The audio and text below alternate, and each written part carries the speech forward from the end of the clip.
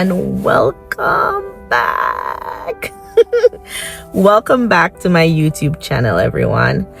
And if you have not already hit that subscribe button, go ahead and hit that button right now. And if you are new here, welcome to the virtual family. We love it here.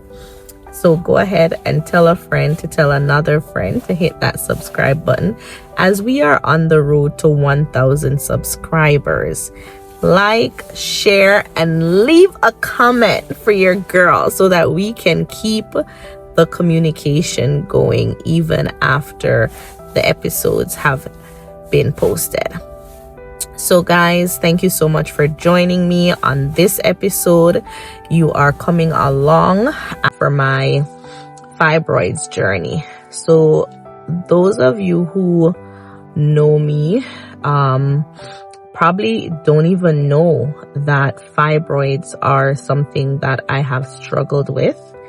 I was diagnosed when I was 21 years old, either 20 or 21 years old. And with being diagnosed, I didn't understand. I didn't know much about what having fibroids meant. And so all those times, even, you know, looking back when I was in high school and like my cycle was so, oh my God, guys, the pain was so intense. There were times where I would be just like curdled up in the fetal position just to get through like the first few days of my cycle. And so, you know, as I got older, I started to learn more about what was really causing that. And that was because I had fibroids and I didn't know. So I am taking you along on this journey. 8 years ago, I did this journey, but it was never documented. And that journey was done 8 years ago because I suffered 2 miscarriages.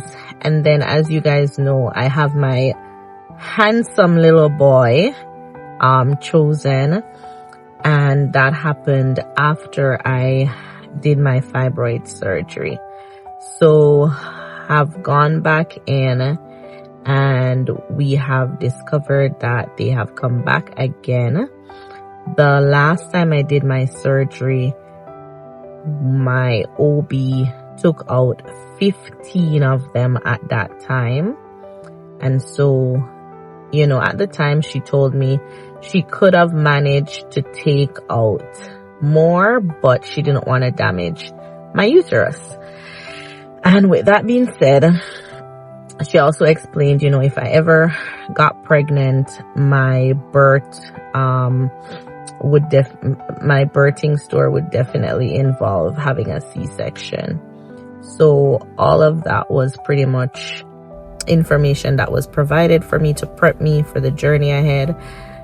You know, a year and a half later, I got pregnant with my son. He's here. He's 8 years old now. And so it's been 9 years actually since I did my last surgery. And so the goal in doing this one is that I am healthier because I have been struggling a lot with a lot of symptoms that come along with having the fibroids. And I want to be at my healthiest to be here for my family and, you know, just to see life unfold. So that is why I am going back on this journey. But this time I decided to document it because I know other women are going through this same issue and it's so tabooed. It's not talked about much. And so I would love to share my journey to inspire another woman who is going through the same thing and maybe considering surgery, maybe scared. Listen, I believe sometimes you gotta do things scared in life, because when you are scared, it is really fear that is holding you back from your true potential or from your true blessing that is just like waiting for you to open the door, right? So I do hope that my journey is an inspiration for another woman out there, and also opens and starts more conversations about fibroids, especially in the Black community, because it is very prevalent. And you know what's so crazy? I remember back then when I was going to different OBs, I went to this Chinese OB, a guy, and he was so arrogant in the way he dealt with my appointment. And he said to me, oh, Black women, they have fibroids, like it's normal, like basically he was telling me, don't overthink it, don't, like it's whatever, it happens, Black women have it, so what? And I felt so minute in that moment. I felt so less of a woman in that moment, because how can you even consider being a woman if you're not able to even carry a child? Like sometimes, these things do bother us. It is logical creation is that a woman bears their child, and life goes on, but it's not often like that for everyone. And so I felt so tiny in that moment when he said that, when he, it was like he was turning me away. It was as if my issues were not important. And and look at God. 9 years later, if I could find him, I would say, look at my handsome boy. Look at my son. God did it for me. And I want you to know, when it comes to your healthcare provider, that is very important. They have to believe in you the way that you believe in yourself. And that's very important, guys. So when you are looking into a healthcare provider to be on this journey with you, it is important that they understand your issues, your needs, your concerns. It is very important. And so, I love my OB. We've been on this journey, and I would not trust anyone else but her. And I love that she doesn't just go by her own advice. Like, she'll do recommendation, she'll get a second opinion, and she will give it to you straight. And that's what I love about her. So I think I have talked you guys out enough. Okay, y'all, so I am fully caked out and ready to go and do my sauna. Oh my god, guys, so this is the beginning of a journey that I am going to enjoy taking you guys on.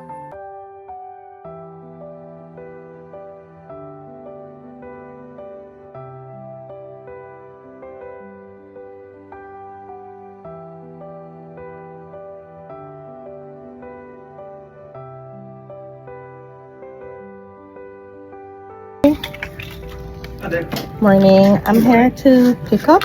What's the last name? Melissa. Date of birth.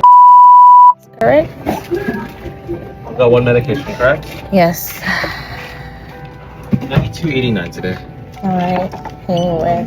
Alright. Do I get optimum points? No, unfortunately, no. No. Yeah, Okay. sorry.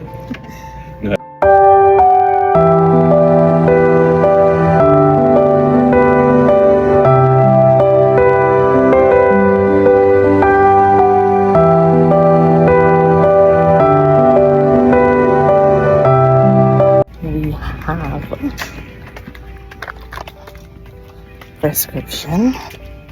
So now I have to go to my family doctor for him to administer the medication. So this is my second dose, and today is September 26th. And so my first dose was in August, and yeah, second one, and then I'll have my third and final one in October. So yeah, this is the pre-prep before surgery, guys. Okay guys, so I am at my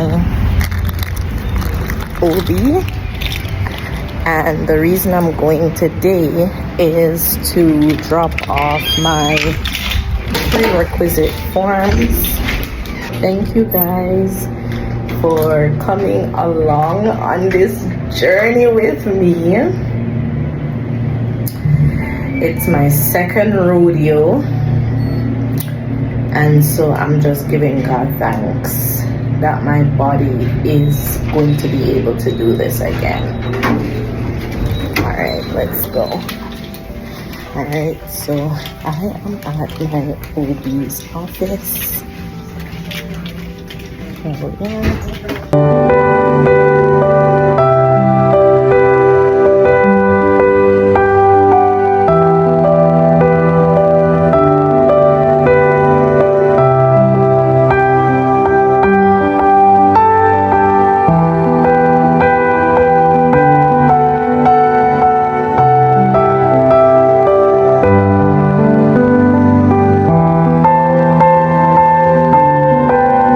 Okay guys, so I am a little bit I don't know how to express what I'm feeling, because I'm understanding that I'll be off for 6 weeks, and yeah, I wasn't preparing to hear that. So I am pretty much, you know, getting used to that part of it. Alright guys, so I am heading into my doctor's office to get my Lupron shot administered. Okay.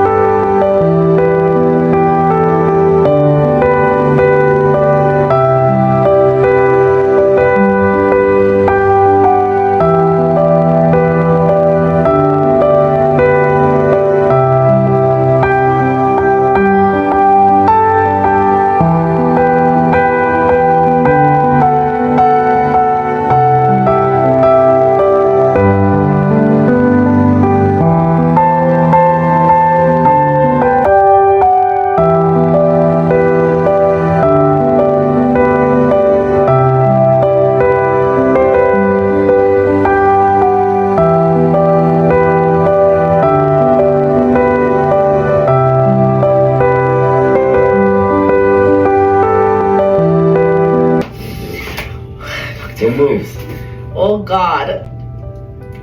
Oh God.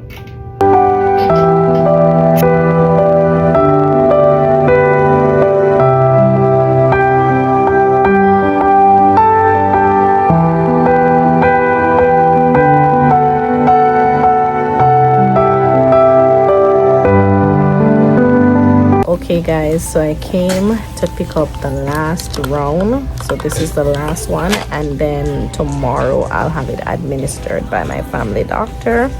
So this is the last one we are doing before surgery day. So blueprint deposits. Let's do this, guys. I'm telling you, I think I have so gotten used to this by now. I'm going to let you guys see the price, because this is not a cheap drug. It is very pricey, even with having my really good insurance. So I got the package, and the package is ready to be given tomorrow at my family doctor. So you will pick it up, but it is administered by your family doctor or a medical practitioner. Guys, today is not the greatest weather, but I'm heading in to get my last final dose of my blueprint deposit before, so let's go do this. I think we're feeling some of Hurricane Melissa's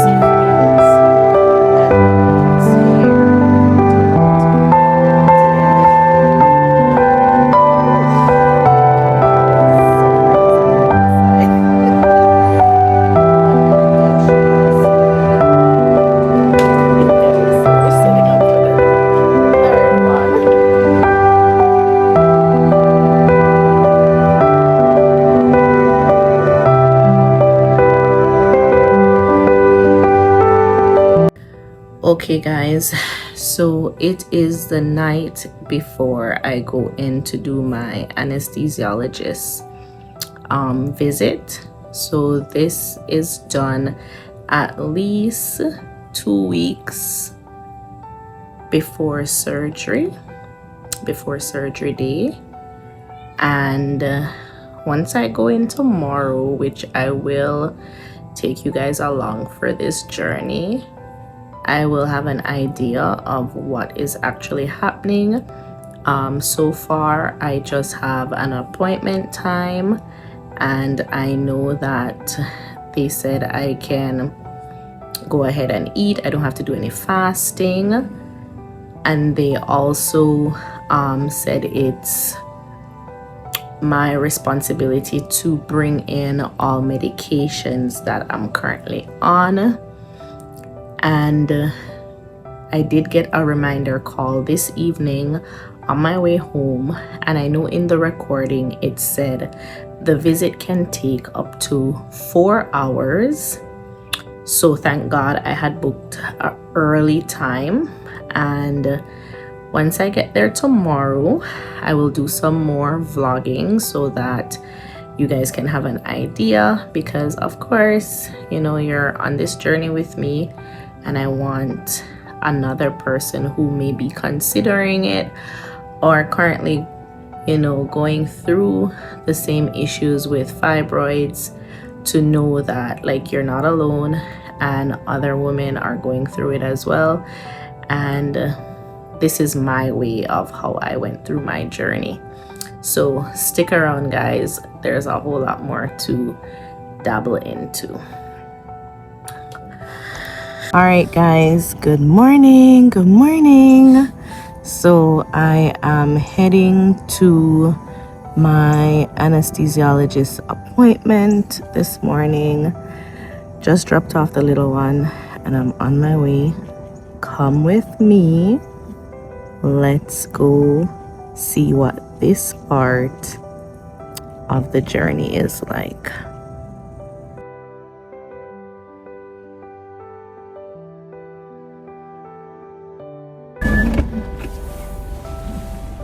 Please take the parking ticket.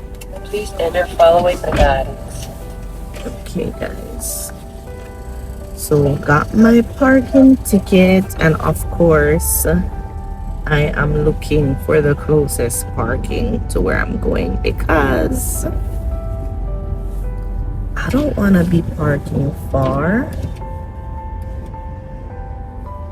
And the good thing is that your girl got her accessibility tag, so I can park in any of the accessibility parking. Okay, so I saw one around there that I just passed. I was hoping to get one closer on this end, But yeah, let me go back around.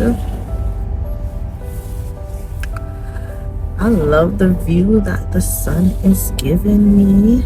Yes.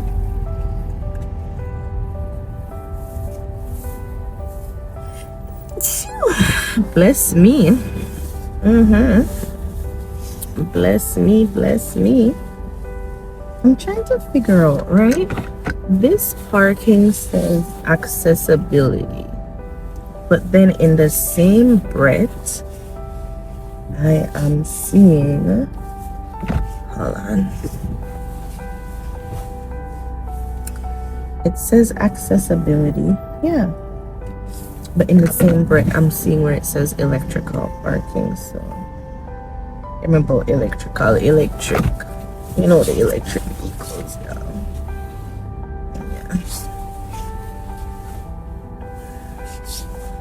Okay. Okay, guys. So we are here, and I am a bit early for my appointment, but if y'all know me, y'all know I'm always late for stuff. So for me to actually be here and be early,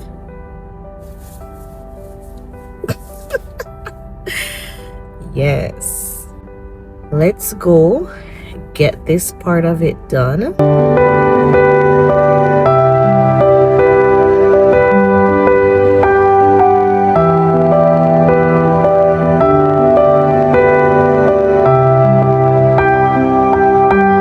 So I am registered, got my little band, you guys can't see it, got my band, and I am waiting to be called in. Okay guys, so this is an update to my last video that we were vlogging where I had gone in for my appointment. However, I was not able to video while in the appointment.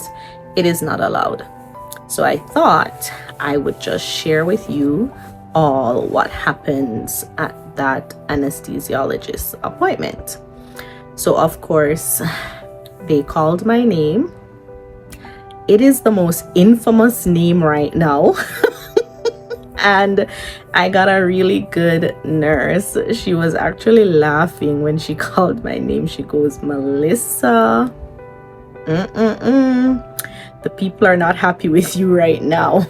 What have you done? And we kind of joked all the way around to my room.